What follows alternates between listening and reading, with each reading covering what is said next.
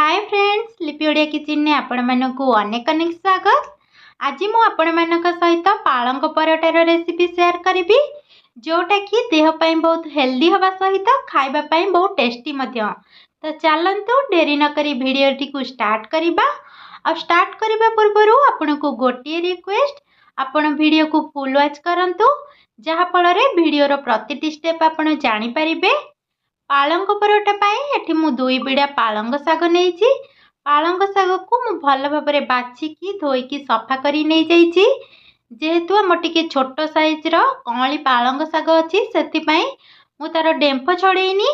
तो चलंतु एबे हमें पालंग साग को बॉयल करी नबा। एठी हमें पालंग साग को 1 मिनिट भली ही बॉयल करिबा, अधिक समय जमारु भी बॉयल करिवेनी। जदि आपण पालंग साग को अधिक समय बॉयल कर दउछंती ताले ता कलर भी चेंज हो जिवो, ता सहित पालंग रे जो विटामिन गुण थाए से सब भी चली जिवो। सेति पई हम पालंग साग को बेस समय जमार भी बॉयल करबानी। पानी फुटिला परे हमें 1 मिनिट पई पालंग साग को देकी बॉयल करी नबा। एबे देखंतु हम पालंग साग बॉयल हो गलानी, टिके सॉफ्ट भी हो गलानी। वर्तमान हमें पालंग साग को गोटे पात्र को तुरंत काढ़ी नबा।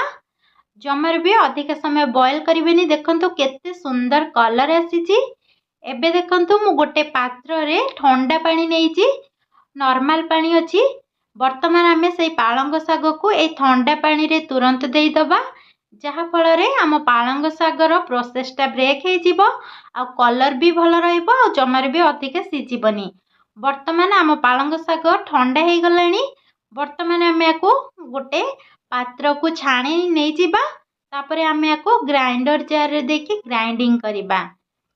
एबे सब पालंग साग को मु छाणी नेइची आ पालंग साग एठी हमर पूरा पूरी ठंडा हो जाईची। तो वर्तमान आम गोटे ग्राइंडर जार नहीं जिबा। मु एठी जो मिक्सिंग जार रो छोटटा सबठारो जोटारे मसला बटा हुए से मिक्सिंग जार टा नेइची। वर्तमान आम से मिक्सिंग जार रे सब जांक पालंग साग को देई दबा आ भल भाबरे ताकू पूरा चिकन पेस्ट बनै आनिबा। देखंतु एही परि भाबरे पेस्ट बनैबे, जमारु भी दरदरा रखिबेनी, पूरा फाइन प्लेन पेस्ट बनैबा एही परि भाबरे। एबे हमें याकू साइड करी दबा। तो एबे चलंतु आमे अटार गोटे डो बनैबा। अटार डो बनैया पई एठी मु प्राय 200 ग्राम रो अटा नेछि। आपण आपनक हिसाब रे अटार मात्रा कम बेसी करि पारंती। वर्तमान आमे स्वाद अनुसार अटारे दे दबा लूण। वर्तमान आमे जो पालंग को बाटिकी रखी थिले पालंगर सब बटा को एबे आमे एथिरे देई दबा। तापरे मिक्स करिबा। तापरे ही आमे पानी रो आवश्यक हेले पानी दबा, न हेले न दबानी। जदि आपण पानी दे दउछंती ताले आकु देई साइला परे पानिया हे जाय पारे, सेते पई आपण आपकु आगे देई देबे। आकु भल भाबरे चामच साहाय्य हो नाले हाथ साहाय्य हो भल भाबरे मिक्स करि नेबे। भल भाबरे मिक्स करि साइला परे जदि पानी रो आवश्यक हुए आमे जो ग्राइंडर जार रे ग्राइंडिंग करिथिले आमे सेई ग्राइंडर जार को धोईकी तार पानीटा देई दबा। एबे देखंतु मु ग्राइंडर जार को धोईकी तार जो पालंग सागर पानीटा थिला देई देइची। वर्तमान आमे याकू हाथ साहाय्य रे जेमती अटार नॉर्मली आपण डो बनाती सेही परि भाबरे यार डोटा बनैबे। एबे देखंतु हमर डोटा बनिकी रेडी हो जाइची। वर्तमान आम या 5 ରୁ 10 मिनिट साइड रे रखी नबा, जहाँफल ये आउ टिके सॉफ्ट हो। वर्तमान आम आर स्टफिंग प्रस्तुत करवा। स्टफिंग पाई मु एठी 2टी आलू को सिजेकी नहीं जाइची। आउ एठी मु गोटे गाजर नहीं। आपण चाहिए केवल आलू रे ही बनै परिबे, बहुत ही टेस्टी लगिबो खाइबा को। नहले आपण एमते गाजर आलू नहले आउ कोनोसी वेजिटेबल्स मिक्स करबा को चाहछंती ताहले वेजिटेबल भी मिक्स करि परिबे। एबे देखंतु गोटे ग्रेटर साहाय्य रे मु गाजर को भल भाबरे ग्रेट करि नेइची। एबे हमें आलू को मध्य भल भाबरे ग्रेट करि नबा।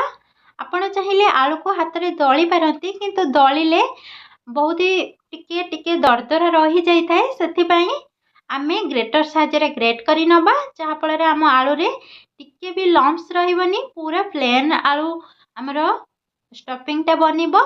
तो चलंतु एबे हमर सब किछि ग्रेट हो जाइची। एबे हमें यार स्टफिंग प्रस्तुत करबा। स्टफिंग प्रस्तुत पाई प्रथम आमे गोटे पैन को गरम करि नै जिबा। वर्तमान आमे एथिरे देई दबा किछि सोरिष तेल आ तेल गरम हो गला परे मु एठी 2टी कंचा लंका को दे देइची। वर्तमान आमे एथिरे गोटे पियाज को पूरा छोट छोट करी काटिकी दे दबा। को अल्प समय ही फ्राए करेंगे, अधिक समय जमार भी फ्राए करेंगे। जमती आम करी रे मेरून हवा जाके फ्राए करूँ सेमती करेंगे, अल्प समय ही फ्राए करेंगे। फ्राए पियाज टिके फ्राए हो गला परे आम ए अदा रसुण छेचिकी देदबा। अदा रसुण को पेस्ट बनइबेनी, छेचिकी ही देबे, जहाँफल खावाई फ्लेवरटा बहुत भल आसीबो। वर्तमान आम ए 1 टीस्पून देदबा लंका गुंड और हाफ टी स्पून हलदी गुंड, हाफ टी स्पून जीरा गुंड और हाफ टी स्पून देदबा आम धनिया गुंड और हाफ टी स्पून आम देदबा गरम मसला। वर्तमान सबु मसला दे साइला परे आमे गोटे मिनिट पई आको भल भाबरे मिक्स करिबा और गैस रो फ्लेम को स्लिम रे रखिबे।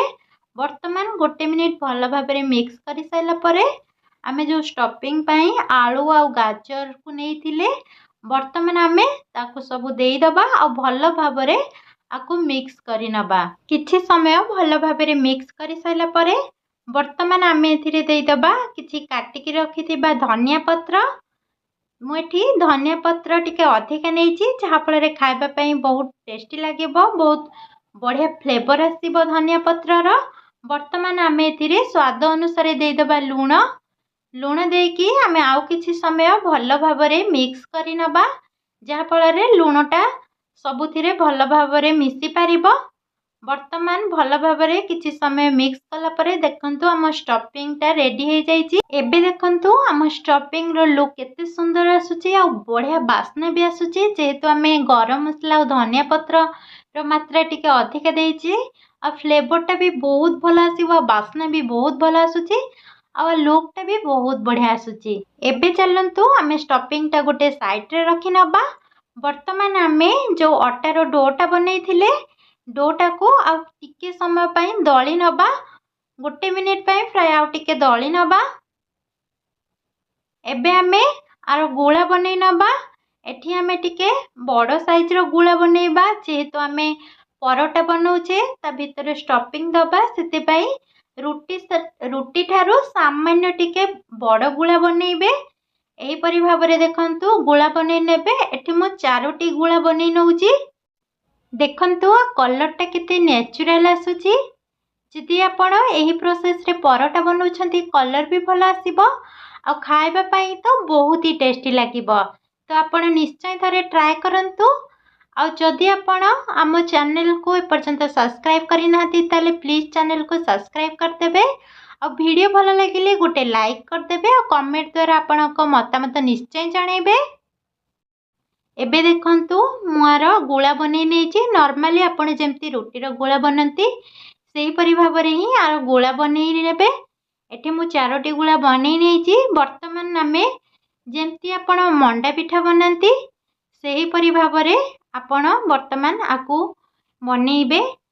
आर चारिपट पतला रहिबो किंतु मझीटा टिके आमे मोटा रखिबा, जेहेतु आमे स्टफिंग देके ताकू मोड़ीबा तो मझीटा टिके मोटा रखिले फाटिबनी, बहुत भल भाबरे बनिबो। सेथिपई मु मझीटा टिके मोटा रखिछि आ चारिपट पतला रखिछि। वर्तमान आमे स्टफिंग देई दबा। आपण आपणक हिसाब रे स्टफिंग रो मात्रा कम बेसी करके देई परिबे, किंतु आमे अधिका स्टफिंग देले खाइबा पई परोटाटा बहुत टेस्टी लागिबो। सेथिपई आमे प्राय अधिका ही स्टफिंग दबा। वर्तमान देखंतु मु जो परि भाबरे परोटा को बनौची धीरे धीरे आमे गोटे हाथ साहाय्य रे ऊपर को प्रेस करके उठेबा आउ आमे एही परि भाबरे स्टफिंग को भीतर को प्रेस करिबा। एही परि भाबरे करिकी आपण परोटा को बनै नेबे। नॉर्मली आपण मंडा पिठा घरे बनौथिबे सेही परि भाबरे ही आकु आपण बनै नेबे। देखंतु केते आराम से बनि जाउची, जमर भी कष्ट हबनी। सिंपल ए प्रोसेस रे आपण बनै परिबे। नहले आपण जदि चाहिबे गोटे रुटी बनै नेबे। नॉर्मली गोटे छोट साइज रो रुटी बनै नेबे, तापर स्टफिंग दे देबे, आउ गोटे रुटी बनै देकी ता ऊपर दे देबे आ चारि पाख टिके टिके प्रेस करि नेबे। सेमिति भी आपण बनै परिबे। वर्तमान देखंतु स्टफिंग हमर कोपटो बाहर पर नाही, पूरा पूरी बढ़िया भाबरे हमर बनि जाईची। स्टफिंगटा ता भितर रही जाइए। बर्तमान आमे एहीपरि भाव में किसी अटा चूना नवा। अटा चूना रे एहीपरि भाव में आमे धीरे धीरे धीरे धीरे प्रेस करके एठी आमे जत्ते बड़ करिवार आपण चाहुचंती सेते बड़ आपण ये अटा चूना रे करि परिबे। बर्तमान आमे एहीपरि भाव में हाथ रे प्रेस करि साइला परे एमती बेलणा बाड़ी रे एहीपरि भाव में आपण बेलिबे। पूरा हल्का हाथ रे बेलिबे, जमार भी प्रेस देबेनी। जेहेतु आम पालंग परोटा बनाऊे, पालंग परोटा बहुत ही सॉफ्ट रहिबो। आपण जमार भी प्रेस देके बेलिबेनी, धीरे धीरे करके आपण आपको बेली नेबे। देखंतु चारि पाखरु जमार भी फाटिनी। आम पालंग परोटा केते बढ़िया भाव में बनिकी पूरा पूरी रेडी हो जाइए। एहीपरि भाव में आपण पालंग परोटा बनै नेबे। एहीपरि भाव में मु 4टी परोटा बेली नेछि। तो वर्तमान आम सेकिबा पई प्रथमे आम पैन को भल भाव में गरम करि नबा। आ एठी कोनोसी भी ऑयल दबानी। प्रथमे आम परोटा को देकी 1 मिनिट पई भल भाव में सेकिबा। 1 मिनिट भल भाव में सेकी साइला परे आम आर साइड को नेउटेई दबा। आ 1 मिनिट भल भाव में सेकिबा। देखंतु आम परोटाटा टिके टिके फुली आसिलानी। जेतेबेले एहीपरि भाव में टिके टिके फुली आसिबो आम सेतिके बेले ही ऑयल को दबा, जहा फल आम परोटाटा भल भाव में फुलिबो।